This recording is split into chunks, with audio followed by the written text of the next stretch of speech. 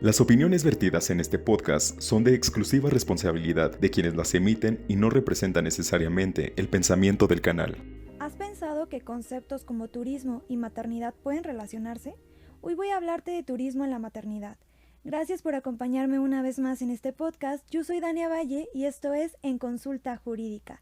Y para hablar de este tema tan importante, el día de hoy tengo una invitada muy especial conmigo, pero antes de presentarte a la persona de la cual se trata, quiero invitarte a ponerte en contacto con nosotros a través del uso de redes sociales.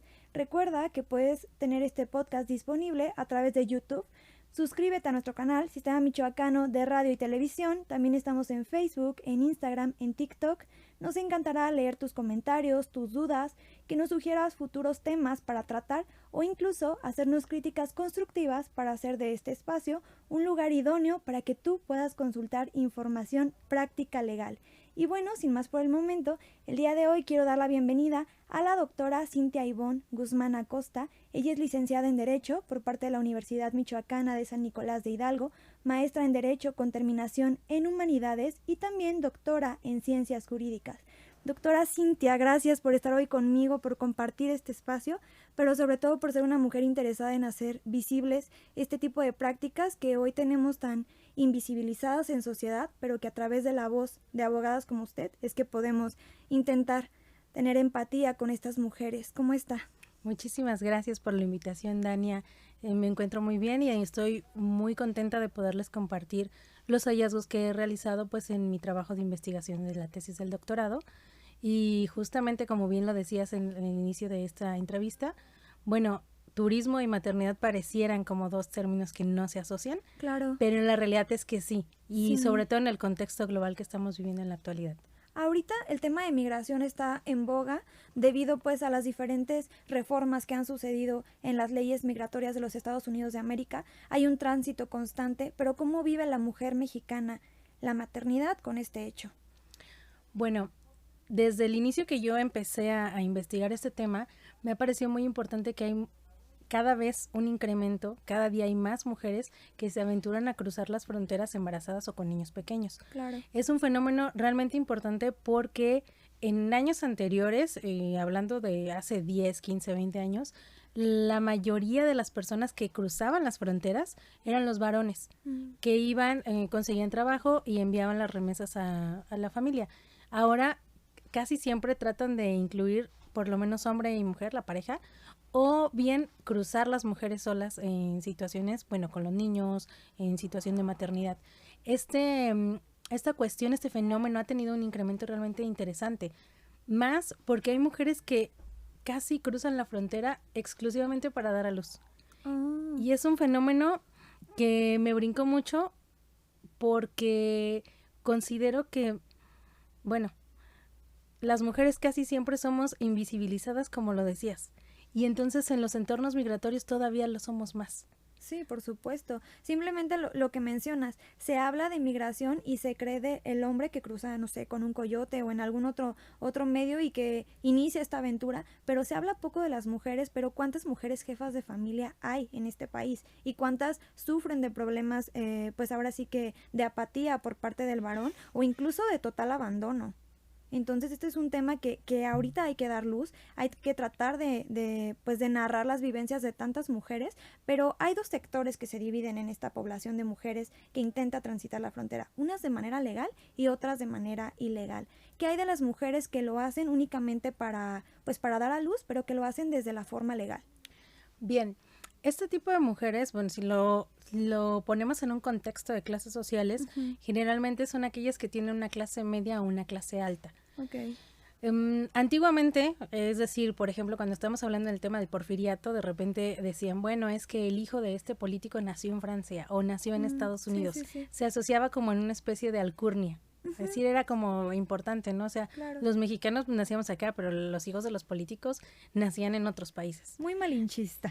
No lo diría precisamente como malinchista, pero trataban de hacer contextos como multiculturales. Incluso llegaban a casar a las hijas pues con personas que eran extranjeras. Okay. No puede ser que para conseguir la ciudadanía, pero no precisamente era como el objetivo inicial, ¿no?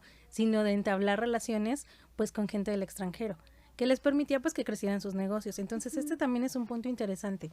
Las mujeres que en la actualidad lo llegan a hacer, sí lo llegan a hacer desde contextos muy preparados y muy elaborados. Ejemplo, hay empresas que ya se ponen a armar paquetes completos de maternidad, es decir, desde los hospitales, los lugares donde tú te vas a quedar, las mujeres con las que vas a convivir, las clases de maternidad, de posparto, de lactancia, masajes, incluso sobre todo en Canadá hay casos de mujeres chinas que van a dar a luz, justamente así con todos estos contextos que te digo, con comida tradicional de los lugares donde provienen, sobre todo te digo que en el caso de las mujeres chinas, pero en el caso de las mujeres mexicanas también hay, porque hay casas de acogida que reciben a las mujeres que van a dar a luz ciertas semanas antes de que vaya a iniciar el proceso de parto, o bien de que ya estén programando cesáreas.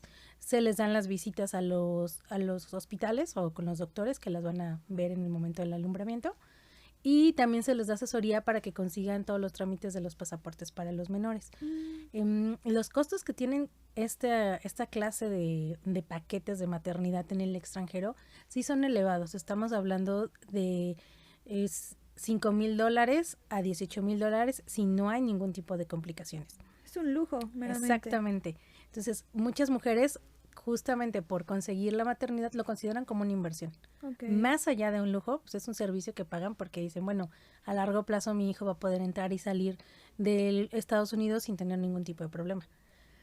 Este hecho, pues, también se suma a las mujeres que lo hacen en la delgada línea entre la legalidad y la ilegalidad. Es decir, entre aquellas mujeres que van y cruzan la frontera con visa de turista y que tratan de que no se les note la panza, de hacerlo, digamos, de la manera más discreta, cruzan la frontera, tienen al bebé y se regresan. Ok, pero este tipo de mujeres enfrentan pues actos de discriminación, ¿no? Porque obviamente el oficial migratorio que recibe tus papeles, que recibe tu pasaporte, que checa tu visa y que te toma incluso huellas o el iris de los ojos, obviamente está al pendiente y muchas mujeres narran que si notan que están embarazadas, por cualquier motivo les quieren negar el acceso. Justamente, eso es lo que pasa porque cada vez esta práctica ha ido en aumento, no solamente en Estados Unidos, es una práctica común en diferentes partes, pero dentro de nuestro continente, digamos que los dos puntos más importantes donde hay este crecimiento de turismo de maternidad es en Estados Unidos y en Canadá. Obviamente tenemos diferentes migrantes que vienen de distintos países en cada uno de estos. Por ejemplo, como te comentaba al inicio de esta intervención, sobre todo en Canadá hay una tendencia a más nacimientos de mujeres chinas, de mujeres asiáticas, de mujeres japonesas, tailandesas, que es la mayoría. Sobre todo en los hospitales, por ejemplo, de Richmond en Canadá, un 30% de los nacimientos que se dan en ese hospital son de turistas. En otros contextos, por ejemplo en Estados Unidos, hay 3 lugares donde principalmente se ofertan estos paquetes de turismo de maternidad, que es en Houston, en Florida y en California. Me parece que también había un hospital que lo ofertaba en Nevada, pero no tengo como el dato al 100.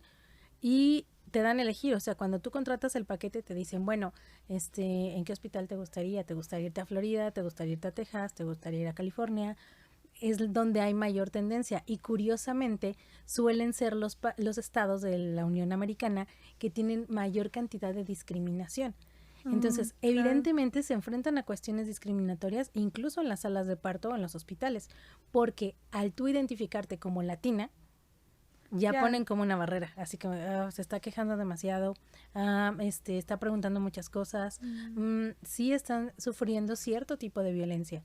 Se está quejando mucho, tiene mucho dolor, está pidiendo demasiada anestesia o está solicitando que no sé, alguna cuestión especial que la pareja le acompañe.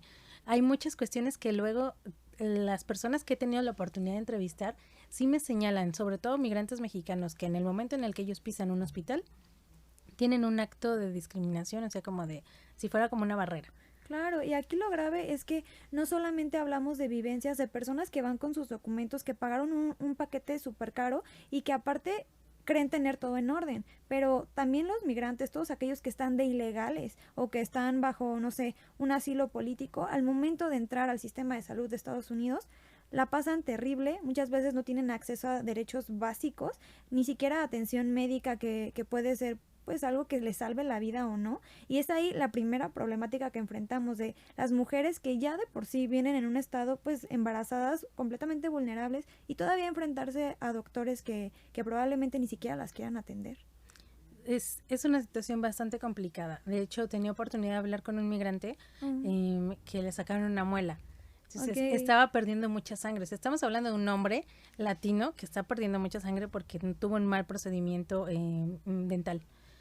Y básicamente los doctores le decían como que por qué era llorón y que por qué no se aguantaba como Y aparte allá el dentista es carísimo. Sí. O sea, allá el dentista es como de verdad que ahorres para atenderte algo que en México puede resultar bastante sencillo. Y hay otro fenómeno que hay muchos dentistas que operan desde, no sé, su garage, así, y que no tienen tal vez una licencia, no porque no tengan la carrera como tal de odontología, sino que no cuentan con los permisos para ejercer la profesión allá. Entonces vemos muchos dentistas que son mucho más económicos, que son más accesibles para los migrantes, para las personas pues que no tienen dinero y que se atienden con ellos, pero que al momento de tener una complicación, porque al final es pues la zona maxilofacial, no tienen los elementos para poder ayudarles.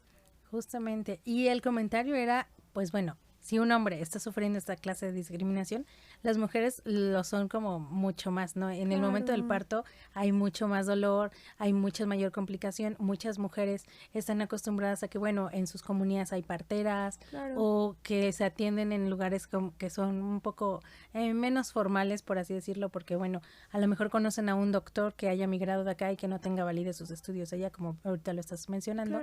Entonces, esto representa una tasa de mortalidad mucho más alta para las mujeres latinas y las mujeres afroamericanas y a sus bebés respectivamente. Una problemática muy grave, pero referente a este contexto, a la tasa de mortalidad, a las situaciones que viven muchos migrantes, a las vivencias que narran, ¿qué ha hecho o cómo consideras que se ha ocupado nuestras leyes mexicanas de este tema? ¿Crees que se visibiliza? ¿Crees que no? Bueno, después de 1998 hubo una reforma en temas de nacionalidad. ¿Qué era lo que pasaba? Que muchos de los migrantes que emigraban a los Estados Unidos, valga la redundancia, no querían obtener la doble nacionalidad porque perdían la nacionalidad mexicana. Esto se regula y ahora obtienen las dos nacionalidades. Eso también provoca que, bueno, como ya hay una flexibilidad en la norma mexicana, puedo tener a mi hijo en Estados Unidos, pero venir acá a México y solicitarle la nacionalidad mexicana. México como tal no ha puesto como una barrera o ha dicho es que esta práctica está completamente prohibida. No, porque hay principios que se llaman derecho de suelo, el jus soli, que señala que es el nacimiento en el lugar donde se dé, es la nacionalidad que le van a otorgar a ese niño. Llámense en territorio mexicano o territorio estadounidense, llámese en aeronaves estadounidenses o en aeronaves mexicanas o en embarcaciones, no importa la nacionalidad que puedan tener estas embarcaciones, el niño va a obtener la nacionalidad de donde sea la embarcación. Digamos que si yo voy gestando y tomo un avión que la matrícula está dada de alta en los Estados Unidos, el niño va a nacer con la nacionalidad norteamericana. Entonces, este punto es importante, ya hay una flexibilidad en la norma. En los Estados Unidos es más o menos lo mismo. ¿Por qué? Porque tenemos un jus soli, que es el derecho de suelo, es decir, van a adquirir la nacionalidad de los nacidos en los Estados Unidos. De hecho, lo dice la enmienda número 14, que van a adquirir la nacionalidad. Los padres no van a ver modificada su situación migratoria, es decir, si están de manera ilegal, el hecho de que ellos tengan un hijo norteamericano, un hijo ciudadano estadounidense, no va a modificar de ninguna forma su estatus. Si son turistas, tampoco lo van a modificar. Ni tampoco lo van a complicar. Luego, lo que suele pasar, y es que el speech que tienen, por ejemplo, los norteamericanos, es que son niños ancla. De hecho, hacen una cuestión como muy despectiva, ¿no? Así como son los anchor babies. O sea, un término completamente peyorativo hacia bebés. Dicen, no, son los anchor babies porque es como cuando tú quieres anclarte a una costa, ¿no? Entonces, avientas el ancla y ahí te quedas y en algún momento, pues te puede hacer ese niño ciudadano. La realidad es que para que ese niño, para que ese bebé que están haciendo en los Estados Unidos te haga ciudadano norteamericano, tienen que pasar muchas cosas. Claro. La principal es, pues, que el niño cumpla más de 21 años y que solicite bajo ciertos formatos y que pague cierta cantidad de dinero, pues que sus padres se vuelvan residentes norteamericanos. El proceso es largo, hay muchas cuestiones que tienes que pagar de impuestos, de demostrar que pues que los papás van a ser a lo mejor productivos allá o que a lo mejor ya dependen económicamente del hijo. Es toda una gama de posibilidades, pero los casos son muy particulares, entonces no es tan sencillo como la gente cree. No, y mencionas un punto, muy importante, que es las creencias que a veces tenemos infundadas en la nada y que asumimos como verdad porque se repiten muchas veces. Que se cree que si tienes un novio gringo, casi ya tienes la green card, estás a un pasito si te casas con él. No es tan fácil. También hay muchas personas que se hacen pasar por abogados especialistas en migración, que únicamente son gestores de visa, y hay que decirlo, aquí en México, y que prometen sueños que realmente no son alcanzables y que juegan con las ilusiones de la gente, y una de ellas es el tema de los bebés. Creen que por el hecho de tener un bebé en territorio norteamericano prácticamente los hace residentes, y no, y aparte lo que mencionas, al cumplir los 21 años tienes que cumplir con una serie de requisitos para ver si a Estados Unidos le es conveniente o no. Ahora sí que tramitarte una residencia, hacerte, no sé, ciudadano, o incluso decirte que no eres bueno para el país y regresarte. O sea, al final es muy complicado pasar si entraste ilegal a Estados Unidos, pasar a un estatus legal es algo muy complicado y hasta utópico. Sí, justamente. Ha habido algunas cuestiones de flexibilidad, por ejemplo, el término de los niños DACA, que han conseguido estos menores que llegan en situación de ilegalidad al país, pero que han conseguido en el gobierno de Obama una especie de amnistía que les permite manejar, trabajar, estudiar, pagar impuestos para desarrollarse, porque son niños que crecieron allá. Yo les digo, es como ese dicho de parece pato, camina como pato, se mueve como pato, pero no es un pato. ¿Por qué? Porque lo único que le falta a esos niños DACA es tener el pasaporte que los acredite como niños norteamericanos. Claro. Ellos hablan inglés, saben cómo, han tenido toda su escuela ahí en los Estados Unidos, saben cómo se mueve todo el mundo cultural y social en los Estados Unidos, y de México tienen muy poca o nula idea, y ellos se mueven porque ese es su entorno, pero les falta el documento que los legalice como norteamericanos, aunque sociológicamente, pues ellos son niños norteamericanos, y ellos incluso se llegan a empatizar y se llegan a ver como mexicanos más que como estadounidenses, cuando la realidad es otra.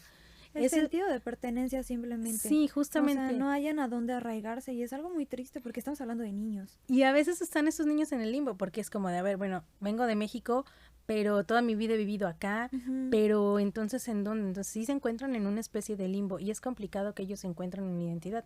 Surgen movimientos, por ejemplo, como los chicanos, que buscan darle sentido a esas cuestiones, ¿no? Darle una identidad cultural para, bueno, estoy aquí, pero también soy de allá. Entonces es como una forma de moverse por las aguas de la multiculturalidad que hay en Estados Unidos. Y señalabas otro punto que me pareció muy importante. A veces nosotros pensamos que consiguiendo un novio gringo nos vamos a volver en automático. Sí. Hay otro fenómeno que son justamente los matrimonios arreglados. A veces hay personas que se prestan que pagan a cambio de dinero, y de hecho hay, por ejemplo, una película que me gusta citarles mucho, que es La Propuesta, donde sale Sandra Bullock y Ryan Gosling. Exactamente, o sea, ella es canadiense, pero justamente hace visible una problemática que existe. Claro. Hay muchas personas que cuando ya se les va a acabar los permisos de trabajo que tienen, pues tienen que encontrar efectivamente, sí, y un ancla que los pueda ayudar a que se queden. Obviamente el hecho de que se vaya a casar con Ryan Gosling no implica que se va a quedar en el país, sino que va a llevar un trámite, y de hecho ahí lo dicen en la película. Tienen que ir a entrevistas, demostrar que tienen una relación de pareja sólida y un montón de cuestiones más. Pero sí es un fenómeno también bien interesante. El tema de la tesis que yo estoy tratando se llama mecanismos de mercantilización de la nacionalidad, es decir, de qué forma te están vendiendo la nacionalidad. Una es bajo el turismo de maternidad, y otra es bajo este sistema de los matrimonios arreglados. A veces, bueno, pues duramos 5 años casados, en lo que se pasan como los tiempos, nos divorciamos, yo me hice de cierto dinerito, yo soy ciudadano americano, y pues tú ya tienes la green card, disolvemos el matrimonio y tan. Sí, es una transacción, y aparte se está jugando no solamente con las leyes pues migratorias de Estados Unidos, sino que también se está pues buscando así que burlar el sistema, o sea, constantemente. Y aparte de ello, nos enfrentamos a esa parte que incluso es un tema que volvemos a lo mismo, las redes sociales a veces viralizan lo que no es así, porque es hasta tema de chiste, ¿no? De que, ¿qué prefieres? ¿Un novio, no sé, latino, muy guapo y todo, o un gringo? Para que tengas mejores derechos, para que tengas una mejor posición económica, porque ¿qué pasa en México? Que relacionamos la idea de dinero con Estados Unidos, que crees que porque estás con alguien que sea norteamericano ya tienes la vida resuelta, y desde ahí estamos mal. Entonces el trabajo que tú realizas acerca de la mercantilización en este aspecto aborda también el aspecto emocional, la idea que tenemos siempre de querer pertenecer y ser aceptados en Norteamérica. Bueno, sí, y también como estas cuestiones de las fronteras que pone Estados Unidos, que no solamente se van a las cuestiones económicas, sino también justamente a las cuestiones sociales y pues a las cuestiones físicas. Ejemplo, no basta que pongamos un muro de 30 metros para que los migrantes no pasen, siempre va a haber una forma. Claro. No sé, ponemos boyas en el Río Grande para que los migrantes no salten, pero por el otro lado los mexicanos ponemos trampolines para saltarnos esas boyas. Sí. Lo mismo pasa en ese sentido, en ese sentido social que decías, en ese sentido con el ánimo de, bueno, ¿qué vamos a hacer, no? Por una parte, hace no muchos años, los mexicanos solicitaban que se dieran clases de español en las escuelas públicas. Oh, okay. Entonces, era un punto bastante interesante, pero luego resulta que vienen leyes migratorias donde dicen, no, es que no se les puede dar español en las escuelas públicas. Como segregando. Exactamente, entonces Constantemente. sí hay esta cuestión pues social. Claro. Luego lo vemos, por ejemplo, en el tema de la radio, de la televisión, que de repente está uno de los presentadores diciendo, es que la causa de todos nuestros males son los mexicanos, cuando no hay nada más alejado de la realidad. O sea, hay muchísimas cuestiones más que pueden mantener o que tienen al país con problemas estructurales, ¿no? Por supuesto. Y justamente esto viene a permear en las áreas sociales que tienen los propios mexicanos, porque ahí ya nos enfrentamos a que no tienen una buena acoplación o no hay una buena integración en las comunidades, porque es el mexicano que tiende a delinquir, porque es el mexicano que es flojo, porque es el mexicano que tiene ciertas características que los presentadores en la televisión nos están mostrando, cuando la realidad es otra. Claro, y aparte también va con la adopción de tradiciones, ¿no? Simplemente, ¿qué pasa? Ni siquiera Estados Unidos es, por ejemplo, Monterrey no es parte de Estados Unidos. ¿Y qué tradiciones se observan allá? Allá Día de Muertos, ¿cuándo? Para nada. Allá es Halloween y esa es la fiesta buena, la fiesta que se ahora sí que difunde y que la gente adopta como si fuera propia, e incluso todo, pues las cosas que adoptamos aquí y que incluso al estar, no sé, nuestros hijos en una escuela bilingüe, escuchamos que dicen Día de Acción de Gracias, cuando no es una tradición mexicana y podrá ser muy positiva, pero realmente nuestros niños y niñas se olvidan de las tradiciones que vienen de aquí por querer adoptar y siempre pertenecer a ese mundo gringo que todo el tiempo los está rechazando. Es interesante ese enfoque, ¿sabes? Porque, y es que parece que nosotros crecemos con eso, ¿no? Como que el sueño americano, como que todo está mejor allá. Por ejemplo, yo creo que todos los mexicanos tenemos de cajón a un tío que se fue a Estados Unidos y que venía cada Navidad o cada Halloween o cada vacaciones de verano y nos traía unos tenis, que aparte nos quedaban grandes. O pero el ropa tío que todos anhelaban sí, que llegara. Sí, que todos anhelaban que llegara porque, wow, es que nos trajo los tenis de marca, es que nos trajo esto. La realidad es que tenemos una falsa promesa de lo que es Estados Unidos y tratamos de apropiarlo como si fuera precisamente lo mejor. Pero ya cuando estás allá, ves el otro lado de la moneda y dices, bueno, es que no está tan padre esta cuestión, ¿no? Bueno, claro. Los niños salen a pedir Halloween, pero resulta de que a un loco se le ocurrió envenenar los dulces y hay 12 niños intoxicados, ¿no? Sí. Entonces, hay cuestiones que ya ves y tiendes a valorar qué es lo mejor, ¿no? Bueno, dices, bueno, nosotros ponemos el altar, recordamos a los muertos, tenemos una conexión mucho más con la familia y una conexión mucho más espiritual, por ejemplo, con el mundo de los que trascendieron de este plano físico. Por su parte, en los Estados Unidos son cuestiones mucho más holgadas, el término de la familia es como mucho más laxo, claro. No hay tanta unidad, por ejemplo, en comparación a los mexicanos, y si incluso tú vas y ves los vecindarios, las casas, los vecinos, o sea, te quedan a una distancia muy grande. ¿Por qué? Porque también hay fronteras que nosotros ponemos ahí como de manera invisible. Claro. O sea, no quiero que el vecino se acerque a tantos metros a la redonda, porque pues puede ser por tema de protección, pero también puede ser porque no me interesa conocer al afroamericano que vive a un lado de mí o al mexicano que vive enfrente. Porque todos me dan repele. Sí, porque no, porque tal vez el mexicano le va a brincar la gallina a mi jardín y me voy a enojar mucho, Claro. o porque el otro puede hacer alguna cuestión de delincuencia. Sí. Entonces, tienen ya como ciertas cuestiones como muy determinadas, cuando en la realidad es otra. Claro. También veía otro enfoque que me parece bien interesante. Por ejemplo, ves los jardines de los mexicanos que tienen como muchas macetas, a veces sí tienen como animales domésticos ahí o alguna cuestión como de mucho tilichero, ¿no? Uh-huh. Y ves los jardines de los americanos completamente limpios. La cosa es que los mexicanos se la pasan toda la semana cuidando esos jardines. Cuando llegan a sus jardines ya están hartos. Entonces ya llegan y avientan como que las cosas. Y ya, estoy cansada, ya cuidé esto, ya limpié esta casa, esto está muy bien, pero la mía ya nada más me interesa llegar a descansar. Y los contextos en los que se van a desenvolver todos nuestros migrantes, pues son completamente distintos, pero casi todos tienen las mismas cuestiones en común. El tema de la discriminación en cualquiera de las esferas, llámese en el área de la salud, en las cuestiones económicas, porque como hablábamos en una ocasión pasada nosotras, usualmente los mexicanos son los que tenemos los peores trabajos. Sí. En la pirámide de... La mano de obra barata y cero valorada. Exactamente, entonces hay muchos migrantes que no están preparados o que si están preparados no van con esa finalidad. Y de hecho, cabe resaltar que haciendo alusión al tema de turismo de maternidad, las mujeres que migran están mucho más preparadas que los hombres que migran. Y tienden a recibir igual o menor salario que los hombres. La brecha laboral hasta allá. Exactamente. O sea, no, y aparte de lo que mencionas, que me parece bastante interesante y que de verdad espero que cuando concluyas esta tesis doctoral compartas con nosotros ese contenido, esos resultados a los cuales has llegado. Gracias. Hay un libro que se llama México Profundo y habla justo de que esta idea de querer pertenecer a otras culturas y de rechazar lo propio viene desde la época de la colonización.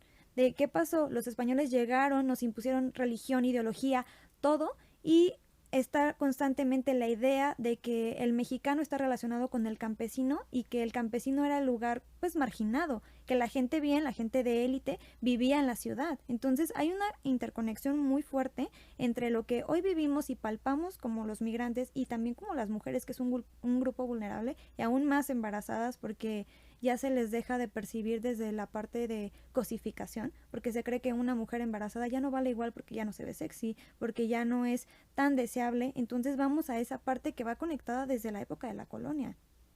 Es interesante.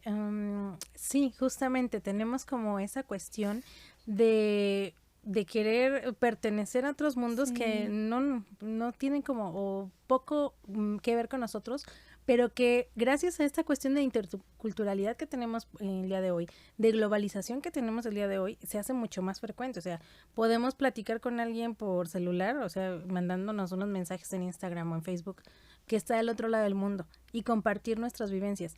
Pero siguen siendo muy marcadas esas cuestiones. Por ejemplo, llegué a ver a mujeres trabajando en los campos que tienen una menor percepción económica porque obviamente es muy difícil que ellas puedan trabajar bien con la panza del embarazo y que lo hagan de manera eficiente, pero también sobre todo que lo hagan de manera bien pagada, porque los empleadores no quieren pagar eso. Ahora, otra cuestión que tenemos es que si tú le preguntas a un estadounidense cómo se ve un mexicano, nos sigue viendo bajo el cactus con un sombrero enorme y sentados a mitad del desierto. Claro. Entonces esas cuestiones es complicado lidiar con esta parte.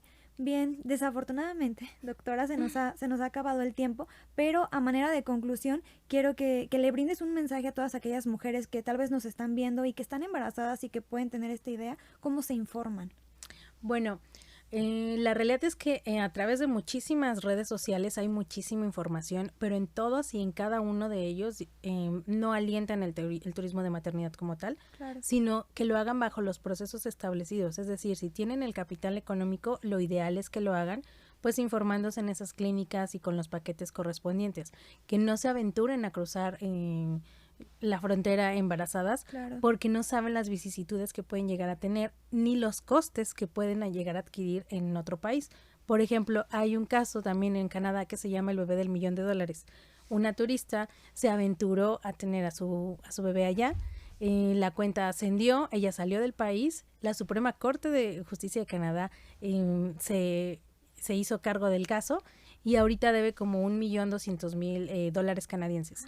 La cuenta sigue creciendo porque además la turista pues, no se ha presentado, entonces va a seguir, más los intereses, más los costes judiciales y obviamente ya no va a poder pisar el país. Tal vez si su menor quiera cruzar, pues va a ser complicado. Entonces, lo mismo puede pasarnos a nosotros, a nosotras.